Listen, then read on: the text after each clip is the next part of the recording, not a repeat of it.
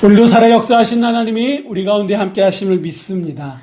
여러분의 삶 구석구석 하나님의 은혜의 손길로 매만져 주시고 어루만져 주시어서 아픔 가운데 치유의 역사를 경험할 뿐만 아니라 문제 가운데에 하나님의 능력의 손을 경험하는 여러분 모두가 되시기를 주의 이름으로 간절히 축원합니다. 오늘이 올해 이제 종려주일입니다. 이제 종려주일로 이번 한 주간 고난주간이 시작이 되어지고 다음 주면 부활주일입니다. 여러분, 이 종려주일이 어떤 날입니까? 주님께서 십자가를 지시기 위해서 나귀 새끼를 타고 예루살렘 성에 들어가신 날을 기념하는 날입니다. 이때 사람들이 어떻게 했습니까? 자기의 겉옷들을 벗어가지고 땅에 깔고 이 종려나무 가지를 흔들면서 호산나 호산나 다윗의 자손이여 주의 이름으로 오시는 이여 가장 높은 곳에서 호산나 하더라 하면서 주님의 이 오심을 맞아들인 그런 날입니다. 그래서 이 종려주일의 주제는 뭐냐면 주님의 오심이에요. 주님께서 우리 가운데 오셨습니다. 주님께서 예루살렘에 오셨습니다. 이게 바로 주님의 오심을 기념하는 게 종려주일입니다. 여러분, 우리 주님은 원래 하나님과 동등됨을 취하는 분 아니십니까? 근데 그분께서 하늘 보좌를 버리시고 이 땅에 오셨어요.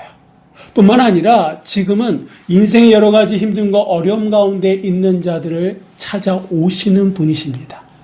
그리고 그곳에 하나님의 위로와 평강을 선포하실 뿐만 아니라 실제적으로 아픔과 힘든 가운데 있는 자들을 치유해 주시는 분이 바로 우리 주님이신 줄 믿습니다.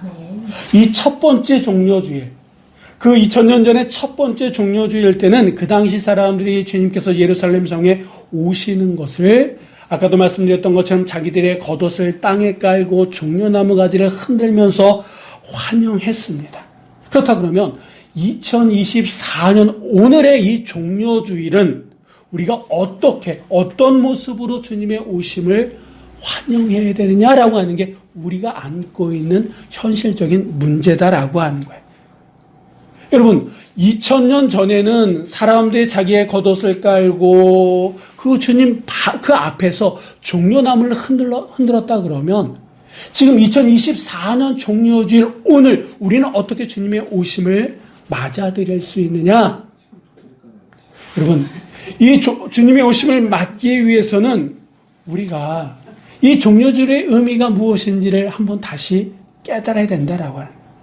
이 종려주일의 의미를 깨닫고 그 의미 가운데에 우리 각자가 주님의 오심을 맞아들일 때에 어떻게 보면 진정한 종려주일이 오늘 우리 이 자리에 우리의 삶 가운데에 주어진다고 저는 믿습니다. 그러면 어떻게 2024년의 종려주일을 맞이할 수 있느냐? 세상에는 수많은 사람들이 있습니다. 수많은 사람들이 있다라고 하는 것은 저마다 다르다라고 하는 거예요. 생각도 다르고 가치관도 다르고 지금도 이렇게 있습니다만 생김새도 다르잖아요. 아마 지금 이 시간 서로 가지고 있는 생각들이 서로 다를 겁니다. 출신도 성격도 다 달라요. 근데 이게 여러분 다른 거예요? 틀린 거예요? 다른 거죠. 틀린 게 아니라 다른 거죠. 다른 거예요. 말 그대로 정말 다른 겁니다. 예. 근데 여기에는 여자도 있고 남자도 있어요. 근데 여자와 남자도 완전히 다르다 그럽니다. 예를 든다 그러면 여자들은 남자들을 처음 볼 때에 어떤 모습들을 볼까요? 요즘 조사에 의하니까 여자들은 이 남자들을 볼 때 키를 먼저 본다 그러더라고요. 적은 키보다는 큰 키를 좋아한다 그러더라고요. 그리고 스타일을 본다 그래요. 특별히 중년 이상이 되면 처음 만났을 때에 그 사람의 스타일을, 그 남자의 스타일을 본다 그래요. 머리 스타일이든 아니면 패션 스타일이든 스타일을 보고 호감을 느끼고 에이 아닌가 봐 그런다 그럽니다. 그리고 여성분들은 남자의 목소리를 또 본다 그래요. 이게 높은 톤이 아니라 중저음의 톤의 목소리를 좋아한다 그러더라고요. 반면에 남자들이 여자들을 볼 땐 뭘 볼까요? 얼굴. 키도 스타일도 목소리도 아니고 그냥 이쁘면 된다 그럽니다. 이쁘면 된다 그래요. 그러니까 남자와 여자가 그 정도로 다른 거예요. 근데 여러분 이게 틀린 겁니까? 아니 그냥 다르다라고 하는 거예요. 여러분 다르다 보니까 여러 가지 일들도 있고 갈등도 있고 갈등이 있다 보니까 아픔이 생기기도 합니다. 근데 다르기 때문에 좋은 면도 있지 않습니까? 다르기 때문에. 이런 문제들은 지금 우리 이 시대뿐만 아니라 그 옛날 사도 바울이 있었던, 살았던, 아니, 예수님이 살고 계셨던 그 당시에도 이런 모습들은 있었다 그럽니다. 이 사도 바울 시대에 이 로마 교회, 특별히 오늘 우리가 이 말씀을 로마서를 보고 있지 않습니까? 이 로마에 있는 교회 안에서도 다양한 분들이 있었다 그래요. 예를 든다 그러면 이 로마 교회 안에 유대인들이 있는 반면에 유대인이 아닌 사람들을 이 유대인들은 이방인이라고 그냥 그렇게 불렀습니다. 그러니까 유대인도 있었고 이방인도 있었습니다. 그럼 부유한 사람도 있었고 어떤 사람도 있었을까요? 가난한 사람들도 있었고 자유인이 있는 반면에 노예 출신의 사람들도 있었습니다. 신앙의 수준도 천차만별이었어요. 이 당시 이 로마 교회 안에는요, 육고기, 우리가 흔히 얘기하는 고기와 관련된 문제들로 인해서 잡음이 심했다 그럽니다. 무슨 말이냐? 이 당시에 이 시장에 놔두는 그런 고기들은 대부분이 출처가 어디였냐 하면 이방 신전에서 제사드리고 이게 이제 뒤로 해가지고 재래시장에 쫙 깔렸다 그래요. 그러니까 어떤 사람들은 이 고기를 사면서 먹으면서 우리는 하나님의 사람인데 어떻게 우상에게 바쳐진 이 고기를 먹을 수 있느냐? 이렇게 생각한 사람이 있는 반면에 같은 이 고기 문제인데 우리는 하나님의 사람 맞다. 그런데 이 우상이라고 하는 게 뭐냐? 사람이 만든 거고 그냥 형상이 그럴 뿐이지 이건 아무것도 아니다. 그렇기 때문에 우리는 하나님의 사람이기 때문에 이 고기를 먹을 수 있다 없다? 먹어도 된다. 그러니까 이 먹거리 하나 문제 가지고 그러기 때문에 먹으면 안 된다. 아니 왜 안 되냐? 우리 하나님의 사람이기 때문에 먹을 수 있다. 이게 팽팽했다라고 하는 거예요. 먹는 사람들은 먹지 않는 사람들 믿음이 그렇게 약해서 어떻게 살 수 있느냐? 비난하고 먹지 않는 사람들은 먹는 사람들을 향해서 어떻게 그럴 수 있느냐? 서로 비난하는 모습들이 있었다라고 합니다. 여러분 다 부하고 다 건강하고 다 육고기를 다 잘 먹으면 별 문제가 없어요. 그런데 우리는 서로 다르다라고 하는 거예요. 잘 먹는 사람이 있는 반면에 그건 전혀 못 먹는 사람이 있고 부한 사람이 있는 반면에 그렇지 못한 사람들이 있기 때문에 서로에 대해서 틀린 게 아니라 다른 뿐인데 그거에 대해서 서로 비난하는 모습이 옛날에도 있고 지금은 없습니까? 지금도 있어요. 자, 이런 현실적인 문제를 안고 있는 이 로마 교회를 향해서 하나님께서 어떻게 말씀하시느냐? 어떤 해답을 주셨느냐? 우리 한번 오늘 본문 말씀은 아닙니다만 이 비슷한 얘기를 하고 있는 로마서 14장 1절로 3절까지 말씀 우리 한번 다 같이 읽어보도록 하겠습니다. 믿음이 연약한 자를 너희가 받되 그의 의견을 비판하지 말라. 어떤 사람은 모든 것을 먹을 만한 믿음이 있고 믿음이 연약한 자는 채소를 먹느니라. 먹는 자는 먹지 않는 자를 없이 여기지 말고 먹는 자는 먹는 자를 비판하지 말라. 이는 하나님이 그를 받으셨느니라. 아멘. 이 말씀에 보니까 육고기를 먹는 자는 먹지 않는 자를 믿음이 약한 자로 없이 여기지 말라라고 말씀하고 있습니다. 반대로 먹지 않는 자든 먹는 사람들 역시 비판하지 말라라고 말씀하고 있다라고 하는 거예요. 왜 그러면 서로에 대해서 비판하지 말라 이렇게 말씀하시느냐? 이 성경은 한마디로 얘기합니다. 이는 하나님이 그를 받으셨음이니라. 아멘.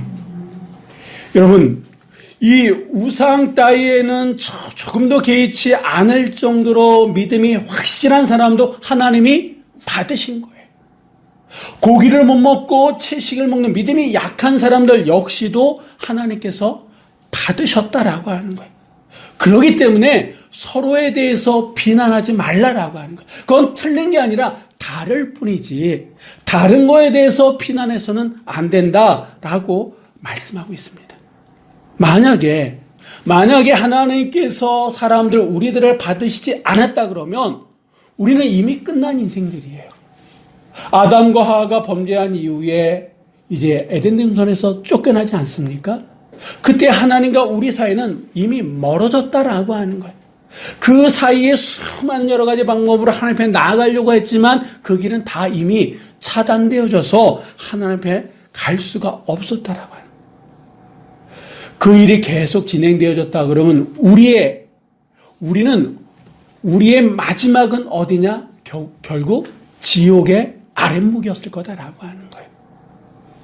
그런 우리를 불쌍히 여기셔가지고 하나님께서 예수 그리스도를 이 땅에 보내주시고 그리고 우리의 죄를 담당하시고자 십자가에 달려 돌아가시지 않았습니까? 그 십자가에 달려 돌아가심으로 말미암아 우리의 과거에 있었던 죄, 현재에 있었던 죄, 미래의 모든 죄까지 주님께서 담당하셨다라고 받아주셨다라고 하는 거예요.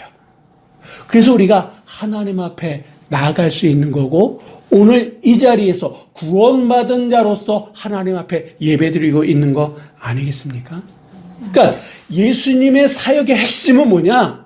사람을 받는 거다라고 하는 거예요. 여러분, 이 복음서에 보니까 예수님이 아무도 상대해주지 않는 그런 사람들을 받아주시는, 맞아주시는 그런 이야기들을 우리가 읽을 수 있는데 그 가운데 한 사람이 바로 세리 마태라고 하는 사람입니다.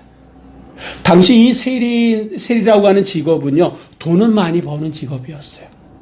근데 사람들에게 비난받고 사람들에게 업신여겼던 그 직업군이 바로 이 세리라고 하는 그런 직업인데 사람들이 부정하다, 재수없다라고 하는 이 마태를 누가 찾아가셨습니까? 예수님께서 찾아가셔가지고 나를 따르라 말씀하실 뿐만 아니라 그의 집까지 신방까지 하셔서 같이 식사를 나누신 분이 바로 예수님이십니다. 그러니까 그를 받아들인 거예요. 맞아주신 거다라고 하는 거예요. 자, 이러한 내용을 다시 한번 오늘 본문은 우리에게 이렇게 말씀하시는데 우리 한번 7절 말씀 우리 한번 다 같이 읽어보도록 하겠습니다. 그러므로 그리스도께서 우리를 받아 하나님께 영광을 돌리심과 같이 너희도 서로 받으라. 아멘. 이 받으라라고 한 말이 또 반복되지 않습니까? 이 받으라라고 하는 이 말의 원어적인 뜻은요, 옆에 있어준다라고 하는 뜻이에요. 같이 먹는다 이런 뜻이에요. 근데 한 번 옆에 있어주고 한 번 같이 먹는 게 아니라 계속해서 쭉 끝까지 이런 뜻이 이 안에 담겨져 있습니다. 그러니까 이거를 우리가 좀 해석하면 계속해서 서로를 용납하고 사랑하고 함께 있는다 이런 뜻이 된다라고 하는 거예요. 메시지 성경에서는 이 부분을 말씀할 때에 예수님께서 두 팔을 벌려서 여러분들을 맞아주셨습니다. 이렇게 해석하고 있습니다. 여러분, 우리를 위해서 높은 곳에 계셨던 그 주님이 낮은 곳으로 오셨다라고 하는 거예요. 가장 강하신 분이 약한 모습을 띠고 이 땅에 오셨다라고 하는 거예요. 왜? 우리를 맞아주기 위해서, 받아들이기 위해서, 우리와 함께 먹기 위해서, 우리를 옆에 두기 위해서 그분이 오셨다라고 하는 거예요. 여러분, 예수님께서 얼마든지 우리를 향해서 올라와 이렇게 하실 수 있는 분이시잖아요. 근데 우리가 올라가려고 해도 올라갈 수 없으니까 나중에 예수님께서 어떻게 하신 거? 내려오셔가지고 쓰러지고 넘어져 있는 우리 앞에 쓰셔서 그때도 올라와 일어나 이런 게 아니라 무릎을 굽히시고 우리와 같은 높이로 손을 잡아 올리셨다라고. 이게 받았다, 받는다 이런 뜻이다라고 하는 거예요. 예수님께서는 잘난 사람뿐만 아니라 못난 사람도, 버려진 사람도, 따돌림 당한 사람도, 병든 사람도, 가난한 사람도, 그리고 마지막에는 뭐까지 받아주셨냐 하면 예루살렘 성까지도 받기 위해서 그 성에 들어가셨더라. 그게 바로 종려주일이다라고 하는 거예요. 여러분, 이 당시 예루살렘 성은 정말 멋있었어요. 이스라엘 가운데서 가장 중심이었습니다. 하나님의 성전이 있고요. 매일마다 예배가 되어지는 그런 곳입니다. 근데 겉은 으리으리했지만 그 속은 어떻게 보면 뭐라 그럴까 골마 터졌다라고 하는 거예요. 겉으로는 거룩을 가장했지만 그곳에서는 하나님이 더 이상 뭔가를 할 수 있는 곳이 아니었다라고 하는 거예요. 수천 년 동안 종교적인 교만으로 병들어서 겉보기에는 거룩했지만 그곳에는 타락이 공존했던 곳이 바로 예루살렘 성이었어요. 더 이상 사람으로서는 어떻게 할 수 없기에 하나님께서 그 성을 받아들이기 위해서 예수 그리스도가 나귀 새끼를 타고 그곳에 들어가셨다라고 하는 거예요. 그냥 들어가신 것이 아니라 그 예루살렘 성과 함께하기 위해서 맞았다, 받았다라고 하는 게 아까도 말씀드렸던 것처럼 계속해서 옆에 있다, 같이 먹는다 이런 뜻이라고 말씀드리지 않았습니까? 그러니까 예수님께서 이 예루살렘 옆에 있기 위해서 예루살렘과 함께 먹기 위해서 나귀 새끼를 타고 그곳에 입성하셨다라고 하는 거예요. 이게 바로 첫 번째 종려주일이다라고 하는 거예요. 그렇다 그러면 아주 중요한 말씀이 있는데 이 7절 가장 끝에 보니까 뭐라고 써 있습니까? 그럼 한번 읽어보도록 하겠습니다. 너희도 서로 받으라. 너희도 서로 받으라. 이 말씀을 메시지 성경은 이렇게 해석하는데 한번 읽어보겠습니다. 이제 여러분이 그렇게 할 차례입니다. 이제 여러분이 그렇게 할 차례입니다. 예수님이 2000년 전에 하셨으니까 이제 누가 할 차례라고요? 우리가 누군가에게 옆에서 같이 있어줄 차례다라고 하는 거예요. 그들과 함께 먹을 차례다라고 하는 거예요. 이게 바로 서로 받아주는 거다라고 하는 겁니다. 여러분, 당시 이 로마 교회에 이 육고기 먹는 문제 때문에 너는 먹으니까 나는 못 먹으니까 서로 다른 거에 대해서 비난하고 비판하고 불평하고 이랬던 이 로마 교회를 향해서 이제는 어떻게 하라고요? 이제는 서로 받아주어라. 내가 예루살렘을 내가 너희를 받아준 것처럼 이제는 너희 차례가 되었다라고 말씀하고 있다라고 하는 거예요. 그렇다 그러면 여러분 어떤 사람이 먼저 받아줘야 될까요? 어떤 사람이 먼저 그 사람 옆에 있어주고 계속해서 그 사람과 함께 먹어야 될까요? 오늘 본문은 우리들에게 그 답을 주고 있는데 우리 한번 1절 말씀을 메시지 성경으로 한번 읽어보도록 하겠습니다. 우리 가운데 믿음이 강건한 사람들은 약해서 비틀거리는 사람들을 보면 다가가 손 내밀어 도와야 합니다. 그저 자기 편한 대로만 살아서는 안 됩니다. 힘은 섬기라고 있는 것이지 지위를 즐기라고 있는 것이 아닙니다. 아멘. 여러분 누가 먼저 받아줘야 된다고요? 그렇죠. 믿음이 강건한 사람들. 좀 더 건강한 사람들이 먼저 손을 내밀어야 된다라고 하는 거예요. 왜 그 사람이 그러느냐? 이 말씀에 보니까 약해서 비틀거리는 거예요. 약해서 비틀거리는 모습에 대해서 우리가 비난하고 뭐라 그럴 것이 아니라 내가 그 사람보다 좀 더 강건하면 건강하면 어떻게 하라고요? 받아줘야 된다라고 하는 거예요. 그 사람 옆에 있어야 된다라고 하는 거예요. 그 사람과 함께 먹어야 된다라고 하는 거예요. 그렇지 않으면 답이 없다라고 하는 거예요.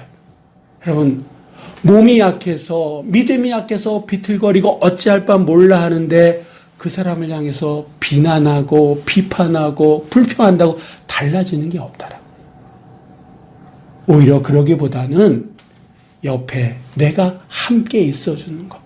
그 사람이 못 보면 내가 보고 그 사람이 못하면 내가 해줄 수 있는 이게 바로 받아주는 거다라고 하는 거예요.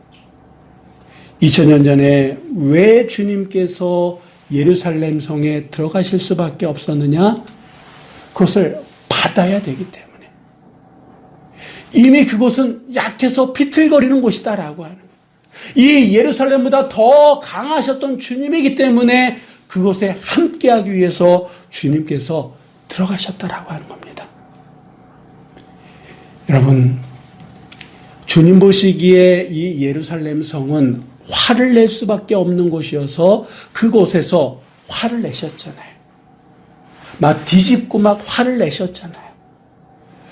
우리가 들어가야 될 이 예루살렘, 내가 만나야 될 사람, 내가 같이 받아줘야 될 사람은 때로는 그 모습이 여러분 화를 돋구는 모습이 있을 수 있다라고 하는 거예요. 때로는 거룩을 가장했지만 실상은 거룩하지 못한 이중적인 모습들이 있을 수 있다라고 하는 거예요. 정말 냄새나서 만나고 싶지도 않은 사람이 될 수 있고 그것이 될 수도 있다라고 하는 거예요. 무엇보다도 여러분 우리가 아는 것처럼 이 예루살렘 성에서 예수님께서 이 예루살렘에 입성하실 때에 저들의 겉옷을 벗어서 땅에 깔고 종려나무 가지를 흔들면서 호산나 호산나 외쳤던 이 사람들이 불과 닷새 후에는 어떤 사람으로 됩니까? 예수를 십자가에 못 박으라 외치는 사람들이 됐잖아요. 그러니까 그 모든 것까지를 다 아시고 예수님께서 나귀 새끼를 타고 예루살렘 성에 들어가셨다라고 하네요. 그래, 내가 마음을 먹고 그래, 내가 받아줘야지 라고 했을 때 처음에는 그 사람들이 잘 따라올 수도 있습니다. 근데 시간이 지나면서 오히려 내 뒤통수를 때릴 수도 있어요. 그래도 우리는 어떻게 해야 된다고요? 받아줘야 된다라고 하는 거예요. 그게 2024년 종료주의를 맞이한 우리들의 삶의 모습이 되어줘야 된다라고 하는 겁니다. 여러분, 우리가 종료주일의 의미를 알고 그 의미를 실천해 나갈 때에 그곳에 주님의 흔적들이 남겨진다라고 하는 거예요. 만약에 예수님께서 이 예루살렘 성에 들어가시지 않았다 그러면 예수님은 그곳에서 어떻게 보면 죽지도 않으셨을 거예요. 죽지도 않으셨다 그러면 부활도 안 하셨을 거고 부활도 안 하셨다 그러면 승천도 안 하셨을 겁니다. 그런데 거룩을 가장한 거룩하지 못하고 어떻게 보면 냄새나고 악취나는 이 예루살렘 성에 들어가시고 그곳에서 돌아가셨습니다. 그리고 그곳에서 3일 만에 부활하셨고 40일 후에는 승천하셨다라고 하는 거예요. 다시 말씀드리면 우리가 우리의 삶의 예루살렘 성에 들어가서 그것을 받지 않으면 그곳에는 십자가도 그리고 부활도 승천도 없다라고 하는 거예요. 그래서 우리가 이 종료주일의 의미를 알아야 된다라고 하는 거예요. 여러분, 우리가 받아야 될 사람들, 내가 끌어안고 함께 가야 될 사람들은 멀리 있는 사람들이 아닐 거예요. 어떻게 보면 가장 가까이 있는 사람들일 거예요. 내가 한때는 사랑했던 사람들일 거예요. 함께 식사를 함께 하고 함께 정을 나누고 사랑을 나눴던 사람들일 거예요. 근데 시간 지나면서 어떤 일로 인해서 틀어지고 관계가 소원해졌던 사람들이 분명히 있을 거예요. 내가 잘한다고 그들이 돌아왔느냐? 아니요. 오히려 그 군중이 예수님에게 십자가에 못 박아라 라고 외쳤던 그런 상처 아픔도 우리 가운데 있을 겁니다. 그러함에도 불구하고 성경은 2024년 종료주의를 맞이한 우리들에게 이제는 너희 차례가 됐다. 예수님께서 그 당시 사람들을 받았던 것처럼 이제는 우리 차례가 됐다라고 말씀하고 계십니다. 그렇다 그러면 내가 들어가야 될 예루살렘이 어딘지, 누구인지 여러분 한번 생각해 보시기 바랍니다. 때로는 부모가 될 수도 있고 자식이 될 수도 있고 배우자가 될 수도 있고 어떻게 보면 우리 서로가 될 수도 있어요. 여러분 지금까지 살아오시면서 한 번도 누구에게 상처 준 적이 없으십니까? 상처 받은 적이 없습니까? 내 안에 상처가 있다라고 하는 것은 다시 얘기하면 내가 누군가의 상처를 줄 수도 있다라고 하는 거예요.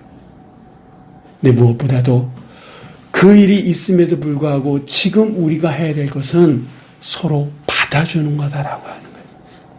주님께서 제자들을 받아주시고 예루살렘의 사람들을 받아주시고 그 성 자체를 받아주신 것처럼 이제 우리가 서로 받아줄 차례가 됐다라고 하는 거예요. 물론 우리는 예수님은 아닙니다. 그래서 예수님처럼 할 수 없을 수도 있습니다.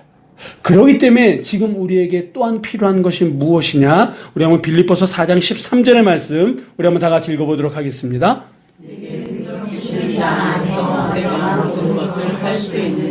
아멘. 그래서 우리가 하나님의 능력을 힘입어야 된다라고 하는 거예요. 내 힘으로 할 때는 한두 번은 할 수 있어요. 한두 번은 그 사람 옆에 있고 한두 번은 같이 먹을 수 있어요. 근데 받아준다라고 하는 것은 계속 늘 쭉 한다라고 말씀드리지 않았습니까? 그러기 위해서는 내게 능력 주시는 자가 내 안에 있어야 된다라고 하는 거예요. 내가 그분과 함께 있어야 된다라고 하는 거예요. 내가 그분과 함께 있을 때에 나의 예루살렘, 내가 받아야 될 그 사람이든 그것을 받아들일 수 있다라고 하는 거예요. 여러분, 이제 우리가 종려주의를 지내면서 이제 내일서부터 고난주간을 이제 시작하면서 내가 누구에게 안기겠다라고 하는 것이 아니라 누가 나를 안아주지 않을까 이런 생각하는 것이 아니라 이제부터는 내가 누구를 안아줘야 된다. 이젠 차례가 됐다라고 하는 거예요. 누가 나를 받아줄까가 아니라 내가 받아줘야 될 사람이 누구인가를 생각할 때가 되었다라고 하는 겁니다. 예수님께서 우리를 받으신 것처럼 우리도 서로 받아야 될 줄 믿습니다. 이게 바로 2024년 고난주간을 시작하는 우리의 삶의 모습이 된다라고 하는 거예요. 주님께서 왜 예루살렘에 들어가셔야 됐는지 아는 자의 삶의 모습이어야 된다라고 하는 겁니다. 주님께서는 예루살렘보다 분명히 강하셨던 분이기 때문에 그곳에 들어가서 그것을 받았어요. 그렇다 그러면 여러분, 내가 받아줘야 될 사람은 최소한 내가 그 사람 그것보다는 강할 거예요. 그래서 오늘 이 말씀을 우리에게 주실 겁니다. 내가 좀 더 믿음이 건강하고 강건하다 그러면 이제는 받아야 될 때다라고 하는 거예요. 내 부모님을, 내 가족을, 내 주변에 있는 직장 동료든 주변에 있는 사람들을 받아줘야 될 때가 되었다라고 하는 것을 우리가 느끼고 주님께서 두 팔로 예루살렘을 우리를 받아주셨던 것처럼 우리도 우리의 예루살렘, 우리의 사랑하는 이들을 서로 받아줄 수 있는 그 은혜가 이번 한 주간 여러분 삶 가운데 있으시기를 주의 이름으로 간절히 축원합니다. 기도하시겠습니다.